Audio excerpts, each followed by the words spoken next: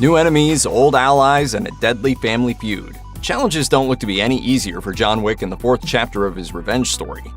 A little over halfway through the first full trailer for John Wick Chapter 4, John Wick approaches an outdoor table in Paris, behind which the Eiffel Tower looms large.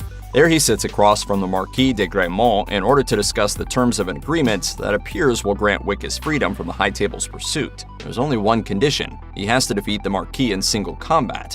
Briefly visible during this short sequence are the presences of Winston behind Wick and Donnie Yen's Kane on the Marquis side of the table. This configuration offers a look at what seems to be the two principal factions in John Wick Chapter 4, with Winston notably backing Wick, despite what appeared to be an outright betrayal of his old friend at the end of Chapter 3, Parabellum.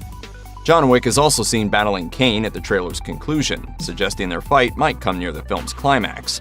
Given Kane's presence at the Marquis side earlier on in the trailer, it's likely this battle against Kane is directly relevant to the overarching conflict with the Marquis, with Wick's freedom on the line. The final scenes of John Wick Chapter 3 Parabellum saw the protagonist's long-term ally Winston shoot him over a balcony. The Continental owner wanted to keep his power, and he couldn't side with a rogue assassin who was being hunted down by all of the High Table's minions, so he struck a deal with the Adjudicator that unfortunately led to John having to take a tumble. The trailer for John Wick Chapter 4 seems to show John and Winston having a civilized conversation, suggesting that the former has forgiven his old ally's transgressions. At the same time, it's possible that Winston never intended to kill everyone's favorite dog-loving assassin in the first place. After all, Winston was hardly surprised when the Adjudicator informed him that John had survived the aforementioned attack. Was it part of a plan that only he and John were in on? One particularly interesting aspect of the John Wick Chapter 4 trailer comes at the 1 minute and 3 second mark, when the ever-suave Winston and the ever-smug Bowery King appear to be exiting a subway train.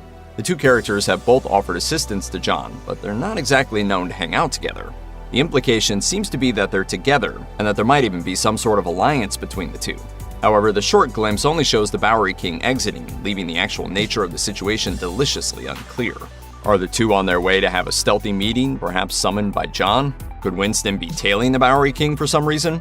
Are both characters secretly super into crocheting, and this sort of stealthy transportation is the only way they can meet and make colorful hacky sacks without losing face in the hardcore world they live in?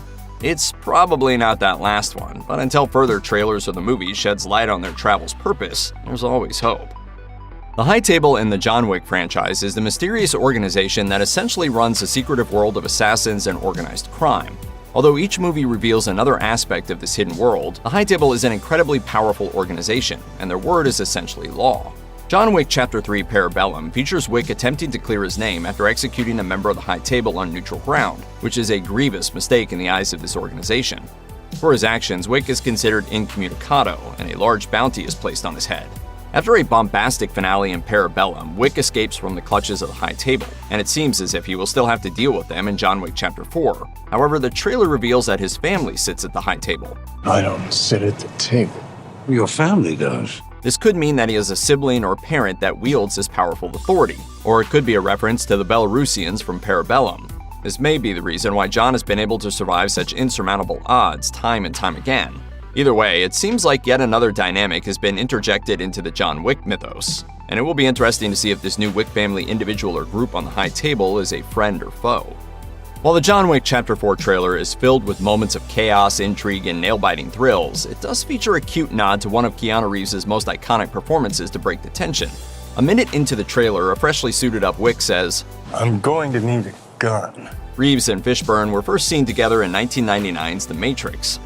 In the film, Reeves' character asks for guns. Lots of guns. The quick line of dialogue from Reeves' Neo has gone on to become synonymous with The Matrix, a film that, in part, is responsible for the John Wick franchise. The late 90s sci-fi flick saw Chad Stahelski taking on the role of Reeves' stunt double. Stahelski would later go on to become the martial arts stunt coordinator for the two back-to-back Matrix sequels. After a decade-plus of stunt work, Stahelski decided his next challenge would be directing, roping in Reeves to headline the titular role in 2014's John Wick. The second flick in the franchise saw Morpheus actor Fishburne join the nefarious world of contract killings. Now all audiences need is an appearance from Carrie-Anne Moss to complete the Matrix trinity. The line from The Matrix was previously referenced verbatim in John Wick Chapter 3 Parabellum. Guns. Lots of guns. Only time will tell just how many times Wick's fourth outing will reference the Wachowski sisters' game-changing sci-fi franchise.